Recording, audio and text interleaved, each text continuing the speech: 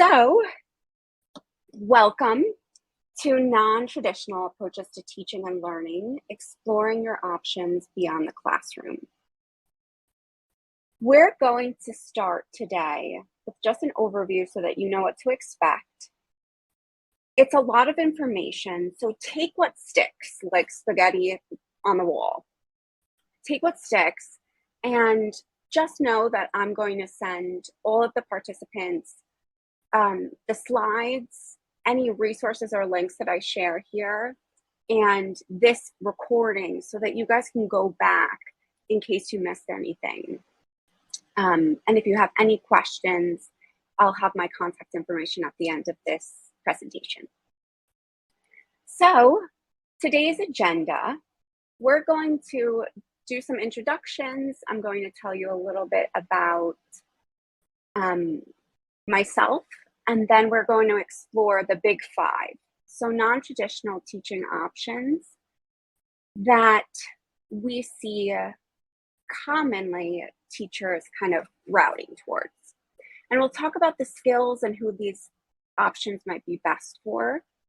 We'll compare traditional and non-traditional teaching and learning. We'll think about really important considerations before you take the leap beyond the classroom, and I'll provide a link to a teacher in transition workbook that was really helpful for me as a way to kind of journal and channel all of these ideas that felt kind of conflicting and feelings as well. And then we'll do a Q&A. And as I said, after this webinar, I'll send you guys this presentation, the recording link, and any links and resources that I mentioned. So thank you again for being here. I am Lexa, and I am a former 5th grade teacher. I'm originally from New York, and I came to Tampa when I went to college and studied creative writing and English. And after graduation, I quickly came to realize that I couldn't find a job for a poet on Indeed.com. So I needed to think about really what I wanted to do. And I always wanted to be a teacher, but I kind of felt like I wasn't ready to respond to that calling yet. So for the majority of my early 20s, I kind of shuffled around until I decided I need to be a teacher. This is what I was made for. And I went back to school. I got my teaching certification for K-6, and I was working as a full-time teacher before I even got my certification and graduated from the program. Because the first day I taught, it was a disaster. I had no classroom management skills whatsoever. And I was really tired at the end of the day, but I felt like I finally belonged. And I felt like professionally, it was the first time I felt like, yeah, I can do this. So I ended up becoming a teacher, and I left the classroom in 2020.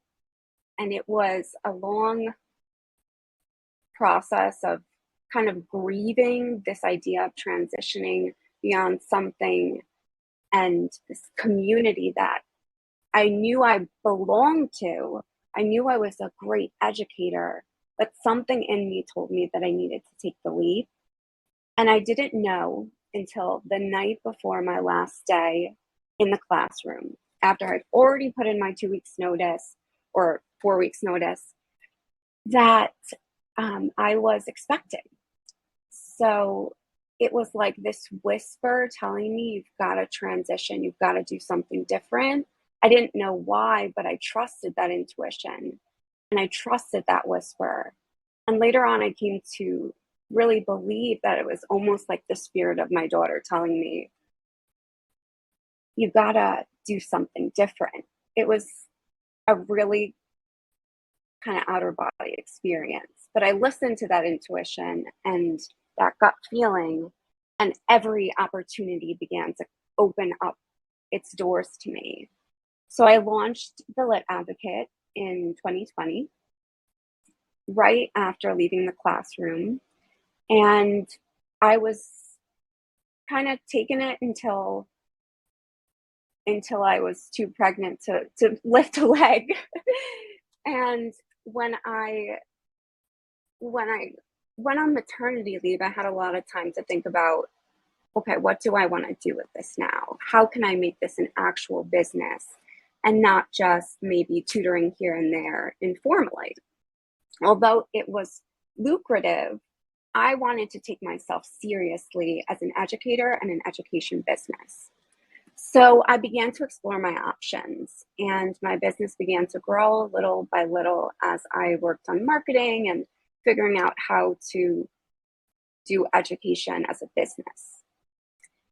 And I came to an issue after I was growing gradually, little by little, that I was spending so much time on my administrative tasks, and I was doing paper invoices, and it was too much for me. So I started looking for a system to organize and kind of streamline all of these invoices and scheduling.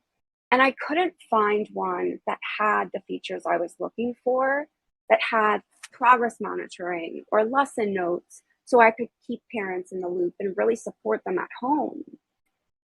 So I called up my brother, who was a tech consultant, and said, yeah, I was just complaining. I can't find anything. I spent so long looking for a software, like 2 months.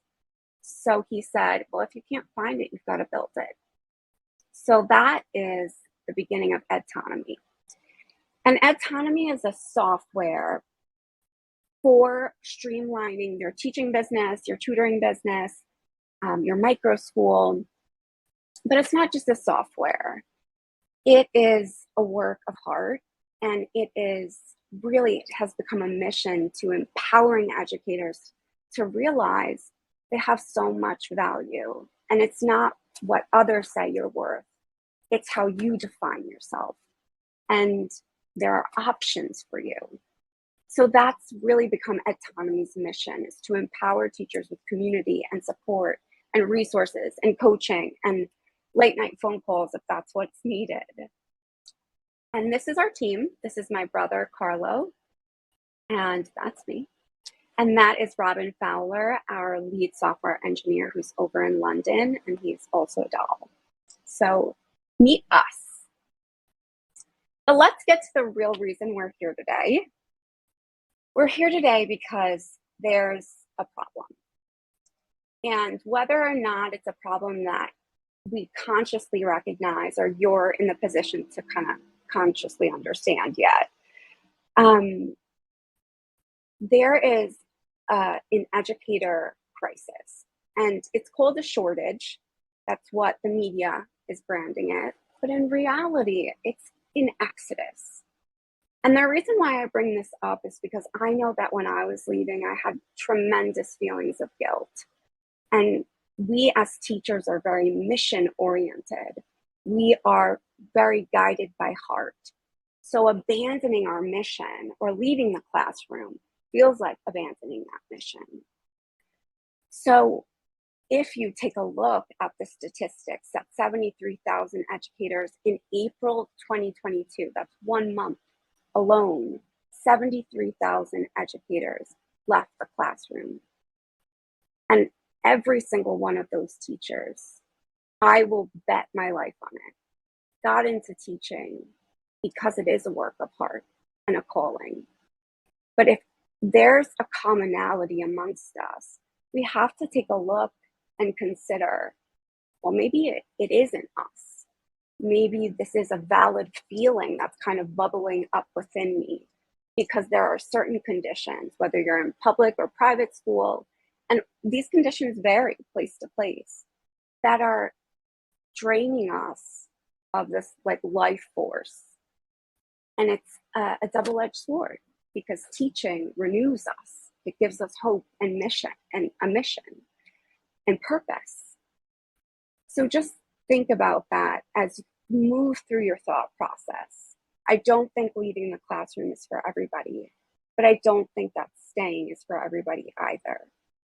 So this is really to walk you through your options and kind of be like a therapeutic process for you, thinking, well, what would be best for me? because the transition isn't an easy one to make. So the problem is we love our jobs, we're well trained, we've invested hours in PD and development and workshops and courses. We are good at what we do. We are trained to do what we do. So if we don't want to be in the classroom, it feels like we're losing our love, our passion, our training, our hours, our time, our resources.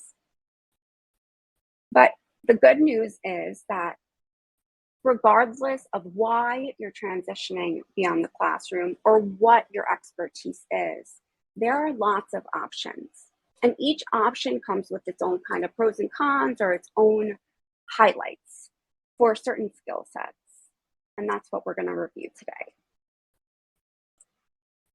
So let's talk about the big five. As a quick overview before we kind of go in depth for each one, there's tutoring, so starting a tutoring business or a private practice teaching business, and we'll talk about the difference between those two. Founding a micro school or leading and facilitating a homeschool co-op or learning pod. There's curriculum design, instructional design, educational consulting, and coaching. And these aren't the only options, but these are kind of the core pathways that we see teachers transitioning to when they leave their classroom teaching positions. Just as a reminder, this is, like I said, going to be a lot of information thrown at you. But if you have any questions that come up throughout the session, in the chat box, you can share your questions. And at the end of the session, I'll address any of those questions. And if we don't have time or you have to hop off, I will address those questions in individual videos, and I'll package these kind of resources and slides and recordings in an email so you guys have all of your questions answered and the support you need. That is my priority now as an edTonomy educator. It's you're the priority. So first, starting a tutoring business or a private practice teaching business, what's the difference? So we've kind of come to coin the term private practice teaching because it's what we see some specializations aligning to in the way that speech language pathologists open up their own private practices. But tutoring is a great, valid way to make money on an hourly basis or to charge students with, or rather create package pricing and different options for K through 12 students, adult learners, for all different subjects. But tutoring is more of a support role. Your hours are likely going to be after school and in the week, on the weekends, and you'll probably be working with traditional students, which is why your hours would have to kind of mold and align to the hours that they'd not be in school. On the other hand, private practice teaching, as I said, is really based on specialization. So if you're a literacy specialist, if you are in early development or an early childhood educator, and you have a great knowledge and expertise in working with families to develop and support kids who might be, delayed in their development, and those are just some examples. But that is when you might align yourself with this kind of vocabulary or this term of private practice teaching, because you're offering a specialized service and you are crafting the supports, the interventions, the resources, you're selecting the curriculum, you're creating the lesson plans. And because there's a lot more preparation involved, you might be able to charge a higher ticket price. So I am a literacy specialist and I work mostly with homeschool students, so that throughout the day, though I do have my traditionally schooled students who I tutor in the evenings. And I work with kids who have learning and reading disabilities. Most frequently, my students have dyslexia. So as a dyslexia and a literacy specialist, I call myself a private practice teacher.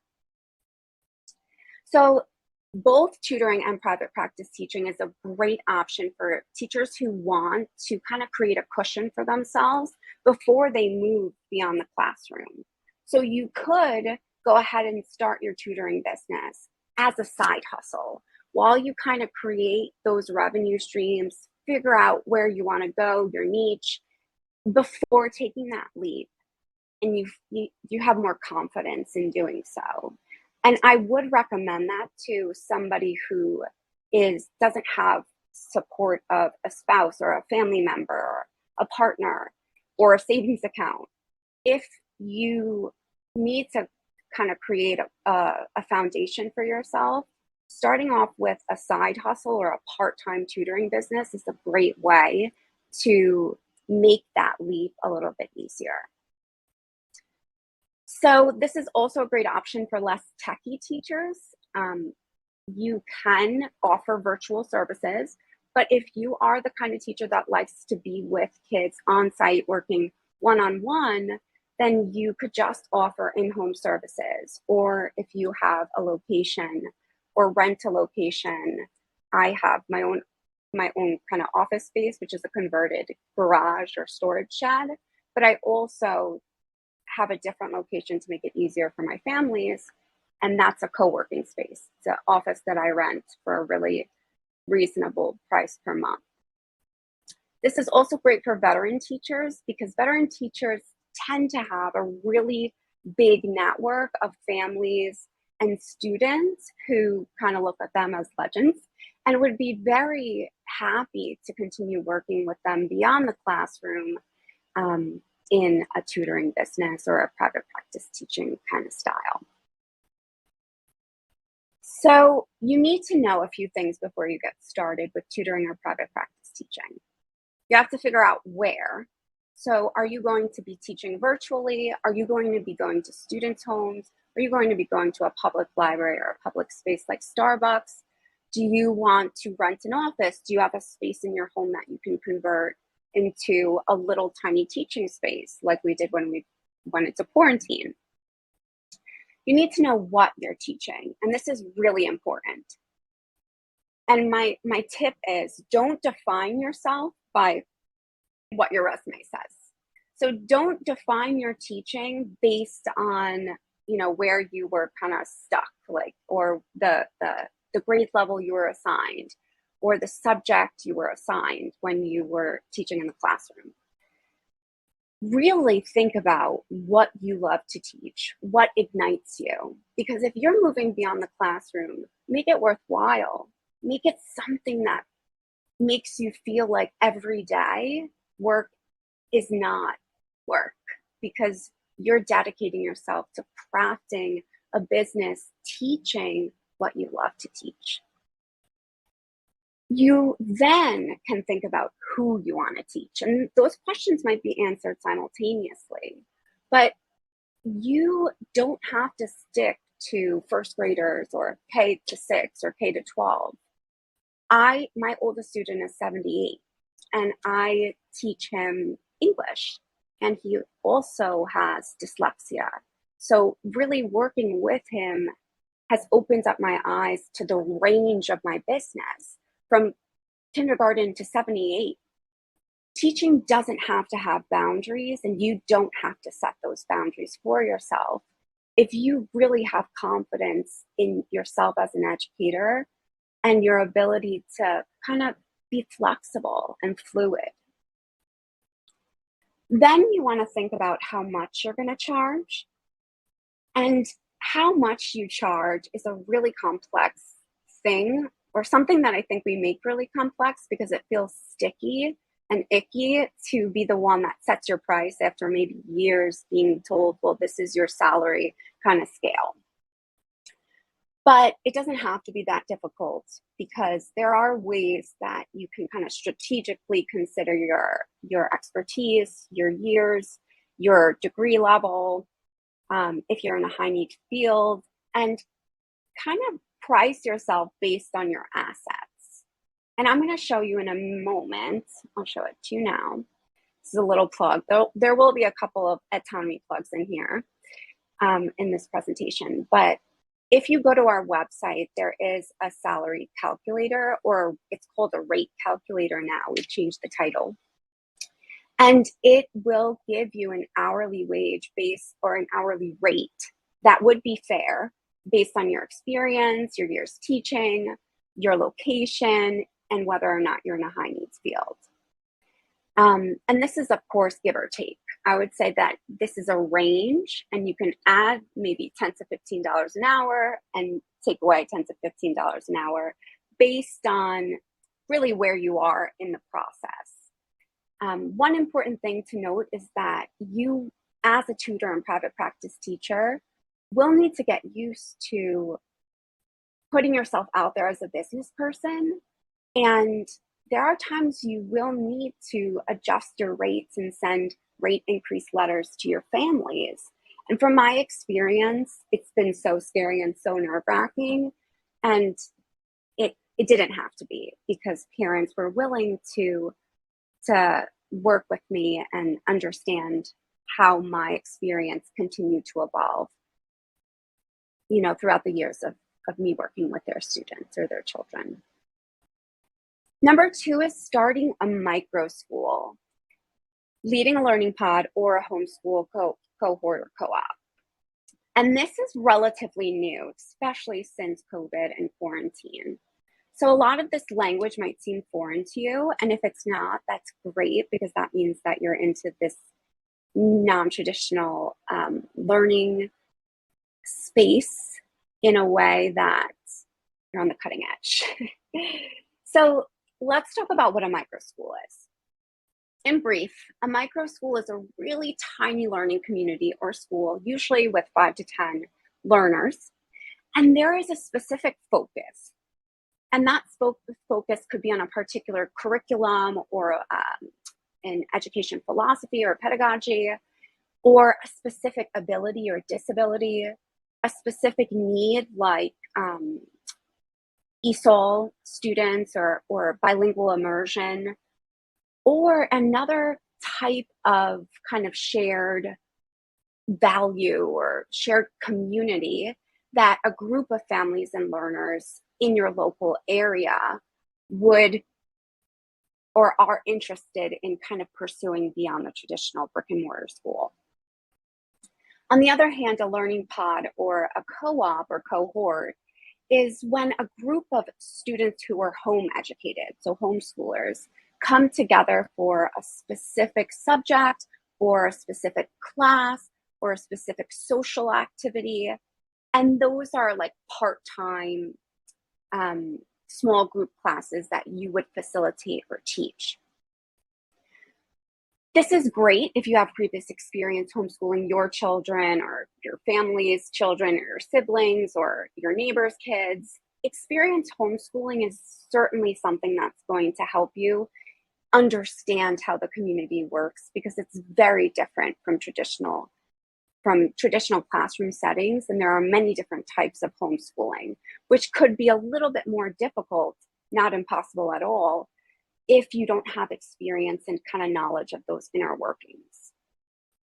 If you live in an area or near an area with a large population of homeschool students, this could be a great option for you, because you kind of have a market or a community to market to in your local area, and that would make it much easier for, being on site or reaching out to community groups and organizations, local businesses, to kind of connect you to that network. If you have experience running a nonprofit or a 501c, that could be great as well, because lots of times micro schools or like boutique academies will be nonprofit institutions, and that also allows you to seek funding and donations to empower learning opportunities and experiences that you don't need to pay for out of pocket, which is a great thing if you're launching this, and it's fresh and new. And if you see a need in your local community for alternative education that's tailored to a specific population of learners, Like I said, a bilingual immersion program is something in my area that's just non-existent. And we are bilingual and my daughter's bilingual. And I've run into many people in this local community who are looking for bilingual schooling. And it's just not available in the local public options. So that for me would be a great way to expand my business or launch a micro school based on that specific population of learners. So some things that you need to know quickly, these are things that you can certainly just do a basic Google search for, go to the Florida Department of Education, their website, but it is important to understand homeschool law and private school laws, and understand there are certain thresholds, like when parents can submit their annual evaluations or their intent to homeschool. And it's not difficult to learn, but you do need to be kind of schooled in that because that is going to be your population. You need to know who and where and when. Again, just like private practice teaching and tutoring, who is your target student? Where are you working with them and when? So are you going to be doing a daily, if you're a micro school, will it be meet daily, or will it meet Monday, Wednesday, and Friday, or will you have half days? There's lots of liberty, but that means that there's a lot of choices and decision making as well. For micro schools, you want to think about, okay, how am I going to manage administration, like registration, forms, records, and payments? How will families pay? Are you going to be a step up for students scholarship provider? Or if you're in a different state, are there scholarship providers that you can become a provider for? And will you be a private or a not-for-profit institution? Another plug. So edTonomy is, like I said, I mentioned earlier, it's a software and an app. And what it does is it helps teachers to manage their private practice teaching, tutoring, business, or their micro school. And it's free for teachers, for individual educators. This is one screenshot of a booking page that really helps with promoting your classes to a local or global audience. It's embeddable in your website.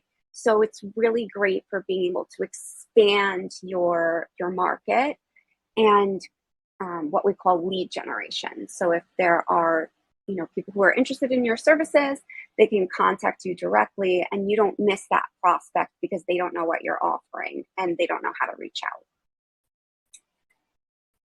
All right, so 3, curriculum design, self-publishing, and that's either books or educational materials. So currently, the most common platform for curriculum, like design and curriculum selling, is Teachers Pay Teachers. But educators on Teachers Pay Teachers are independent sellers. On the other hand, textbooks or textbook companies and ed tech companies, they also contract curriculum designers to support them in creating materials for their company. Self-publishing, on the other hand, can include any type of print or ebook that's written for an audience of adults or other teachers or kids.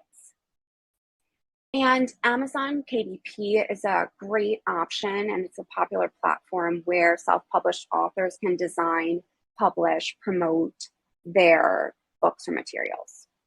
This is great if you have a current audience. So if you have a blog or you have a big network that you can promote your materials or curriculum design services to, that's great.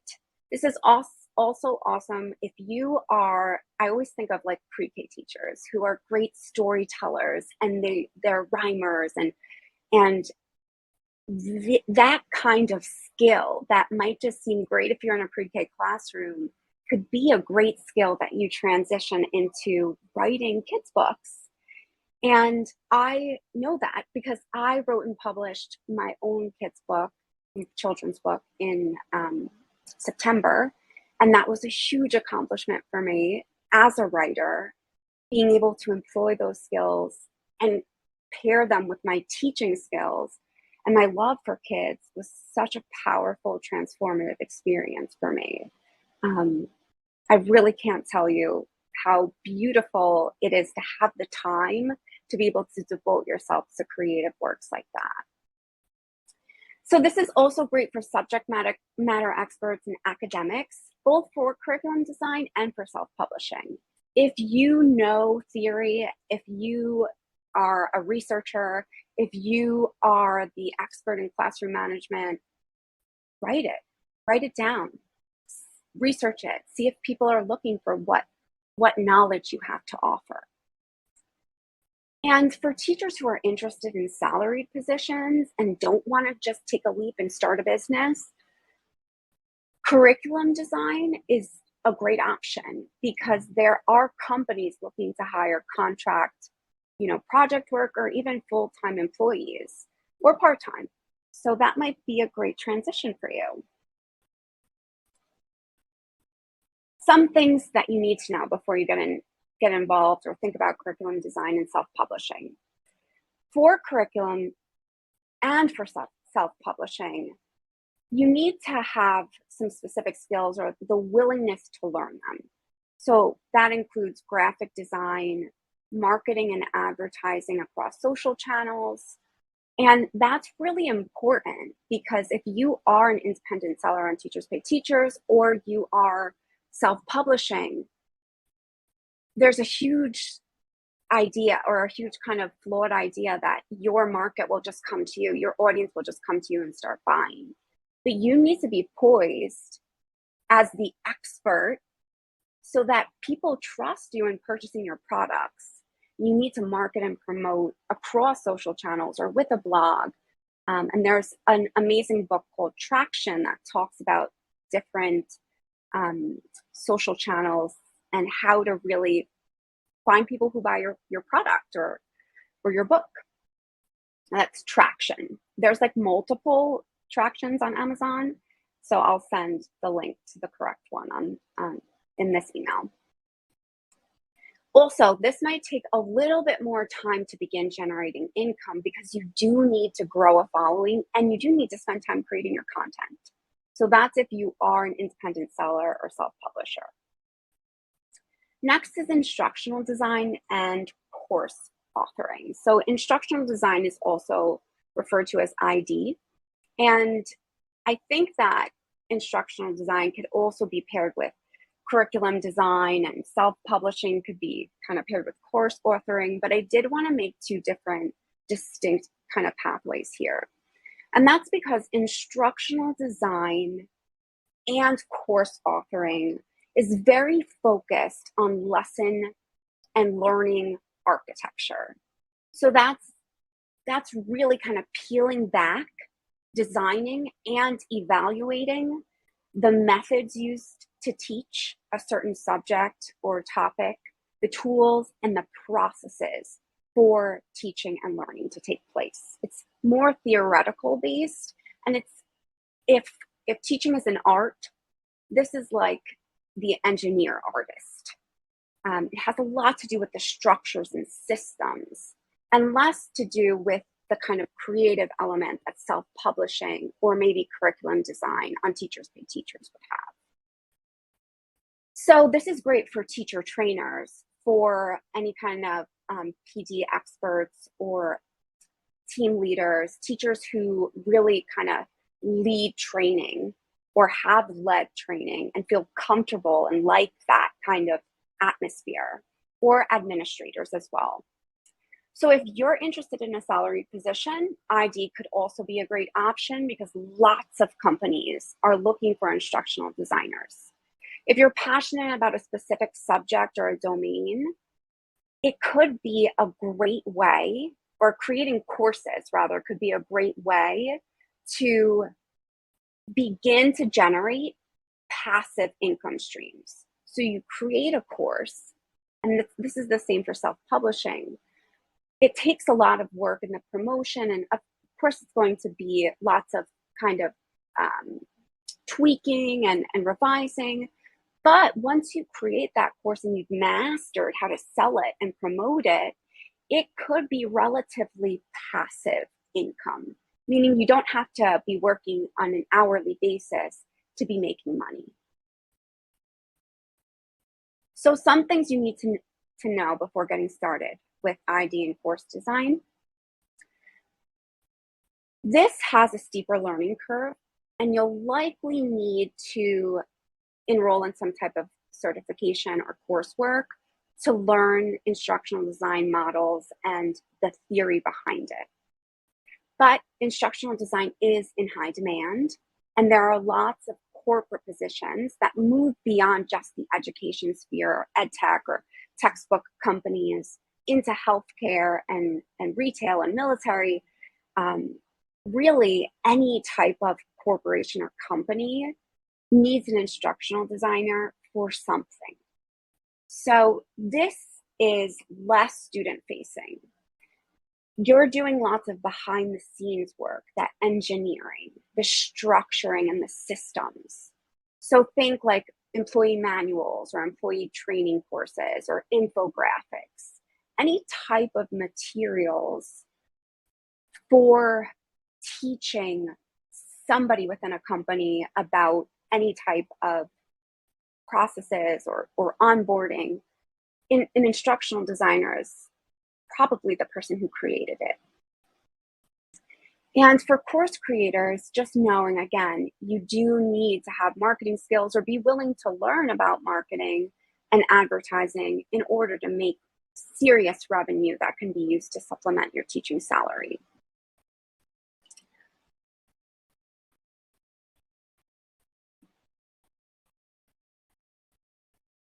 I feel like, okay, here we are. Okay, so finally, the fifth in the big five is education consulting and coaching. Sometimes mentoring and coaching are used interchangeably. And often consulting and coaching are confused or used interchangeably when there is a distinct difference.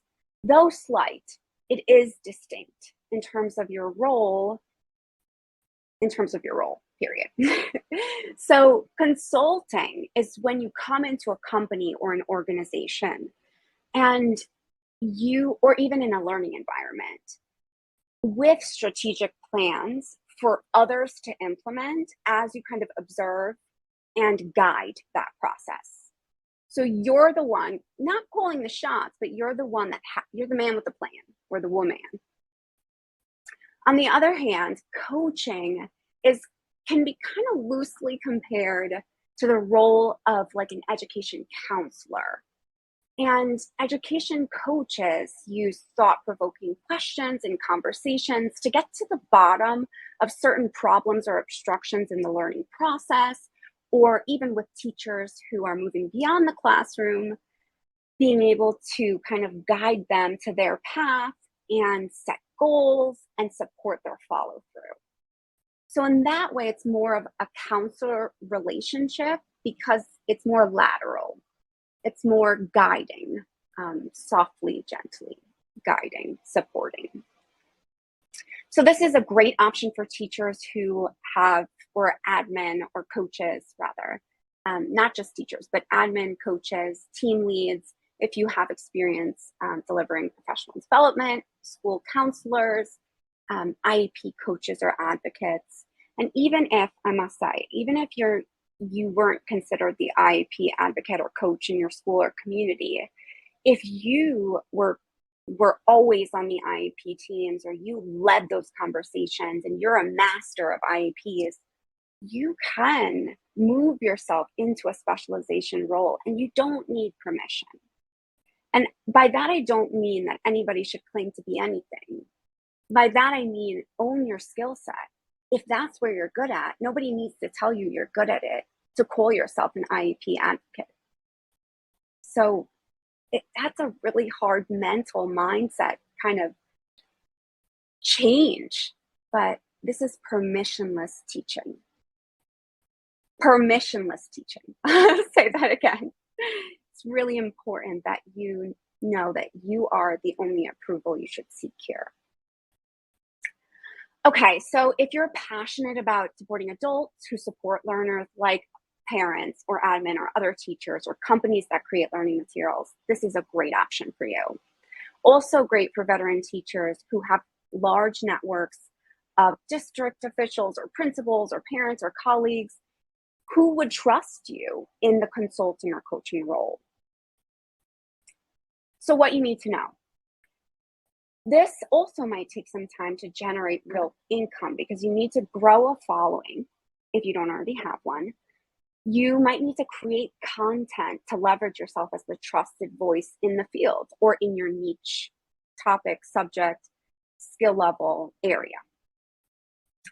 But you can often charge a significantly higher price tag on consulting and coaching services than you do on tutoring or on private practice teaching or on, a curriculum that you create on Teachers Pay Teachers or for Teachers Pay Teachers. And you might consider this is not hourly work. So you wouldn't charge an hourly rate, though you could. It's more gearing your services in based on projects or packages or memberships for coaching. So kind of adjusting that mindset is important if you have experience as a tutor or kind of teaching a little bit on the side. So moving into the difference between traditional and non-traditional teaching. So these next two slides are really the important kind of inner work that I think it's important for you guys to do if you're not sure if you want to transition beyond the classroom. So unpacking the difference between traditional and non-traditional teaching and learning could be what encourages you or actually tells you that this isn't the choice for me. So listen in the traditional learning space, you have a chain of command, just to put it, because I don't have any other ways to word it, but you have your district or your state bodies, right? Even if you work at a private school, you have the board of directors. Then you have administration. You might have a team lead, and you also have parents. And all of their voices are going to be guiding your teaching and your students' learning.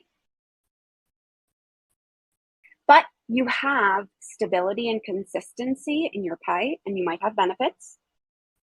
Your students are assigned to you.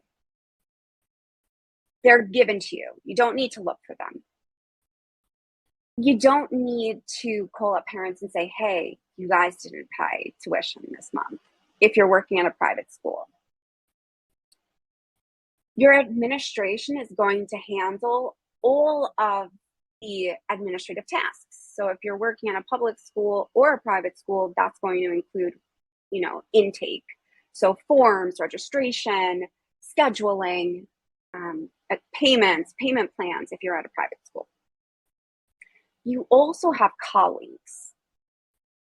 Now, that's not to say you're not going to have colleagues if you're working in a traditional like curriculum design or instructional design role with a company. But if you are working as a teaching business, you might not have those people surrounding you each day. So having the support of colleagues is a really powerful kind of hold that I think that traditional classroom teaching has, because there is real magic in teachers coming together to uplift education. Okay, so on the other hand, we have non-traditional teaching and learning, the big five and others that we didn't mention here. But if you're not working for a company or as a contractor, you are in charge of you. That's your chain of command, you, and you. But now parents or students, if you're working with adult students, or other teachers, if you're working as a coach or consultant, or corporate customers are your clients. So that's different. It's a different kind of chain of command. But you decide who, what, where, when you teach, and who, what, where, when you don't. That choice is a powerful thing, and it could also be kind of daunting. Like, what do I do with all of these choices? What do I do with my day? What do I do with my teaching? Who do I teach? do I want this? And that's a process. That takes time. You don't start out a teaching business just knowing. So you are going to be responsible for finding your students or your clients. You are going to set your rates. You are going to be responsible for invoicing and setting up payments and calling parents or clients if they're late or haven't paid. So that is a little bit uncomfortable at first, but it's something that I think you learn how to distinguish yourself as a teacher and yourself as a business owner. Though they're the same thing, you have to kind of put on two different hats. And again, you might not have that network of colleagues for daily support. All right, so what to consider before taking the leap? If you are on the fence, these are the two things that I really want you to think about. Support. Do you have financial support to take a leap? Especially if you're going into one of the options that we spoke about that takes a little bit of time to generate income. And if that answer is no, that's okay. But now you need to know what your plan is. How are you going to kind of set a timeline to build yourself a financial net so that you can take that leap? You want to think about your space. So reaching out to, friends, affiliates, colleagues, parents, being able to find a space that works for you is really important to also moving you beyond the classroom. Because if not, you're just going to have those what ifs. But where am I going to do this? But how am I going to work from home when I have a 2-year-old toddler who's a wild thornberry and doesn't sit still for 2 seconds, which is me. So knowing your space is a good kind of support in making that decision process or making that decision easier.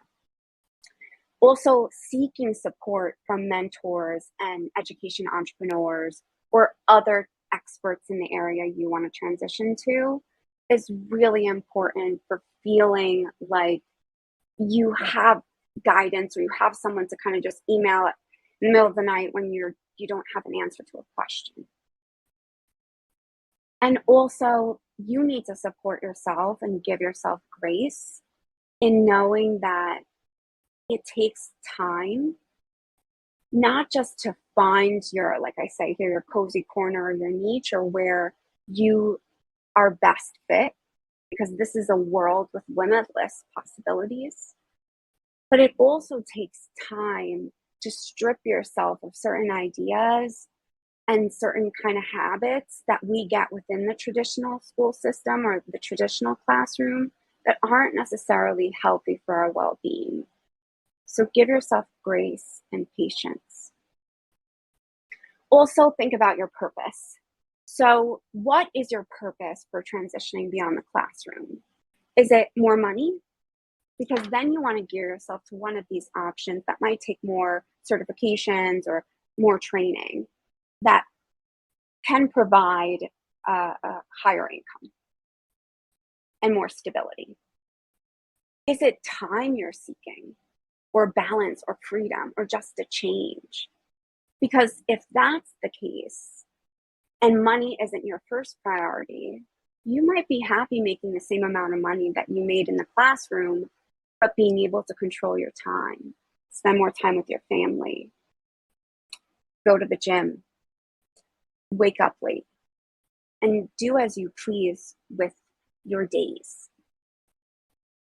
So in order to kind of think about your purpose, and in order to think about your support, your niche, where you want to go, journaling is a really powerful tool. So creating kind of a 3-column chart with what you have. What is your current situation? Everything. What do you have? A house, a car, a family to support, a teaching position, 27 students. What do you need? What do you need each day? What do you need each month or each week?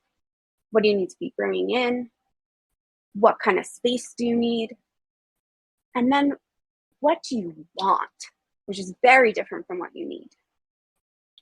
I think that reflecting on those 3 areas could really help you put your life into perspective to align with where you want to go in your future.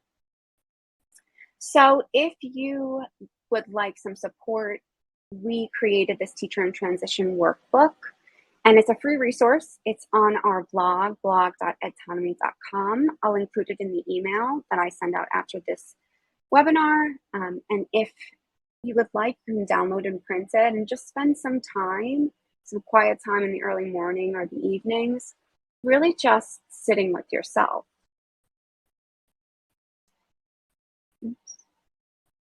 All right, so question Q&A.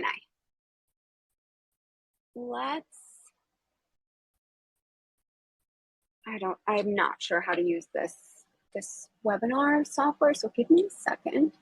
But does anybody have any questions?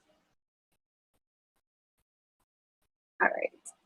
On the right-hand margin, you should see a menu bar with a question pop up. And there's also a chat box.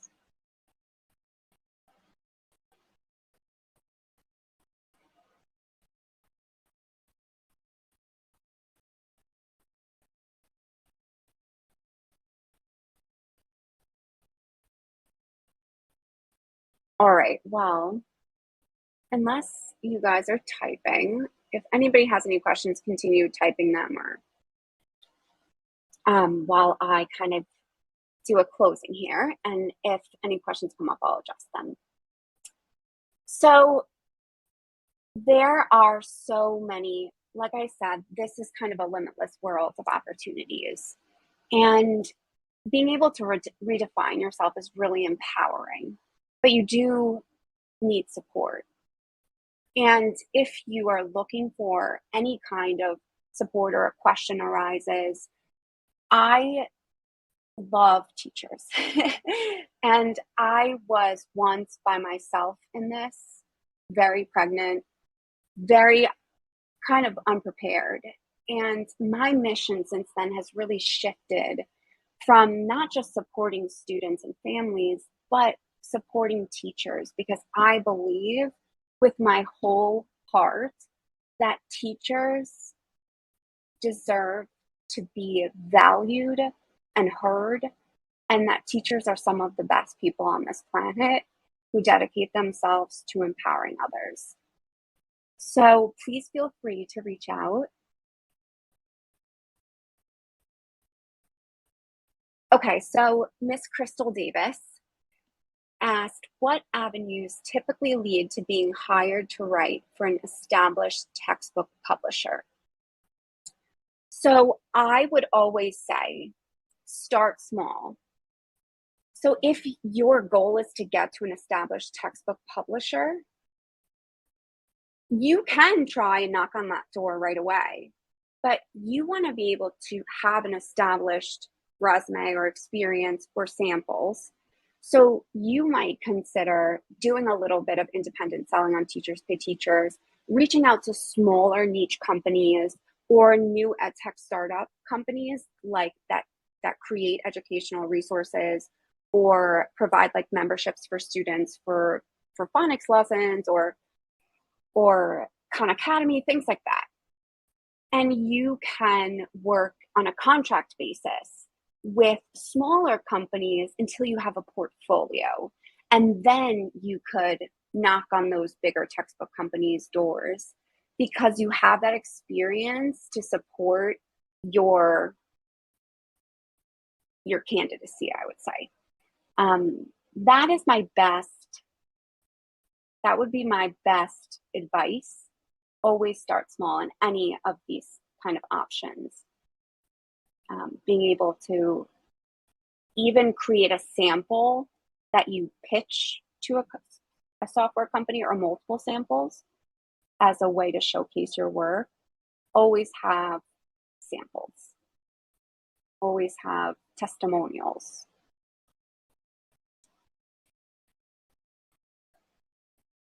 You're welcome so much, Ms. Crystal.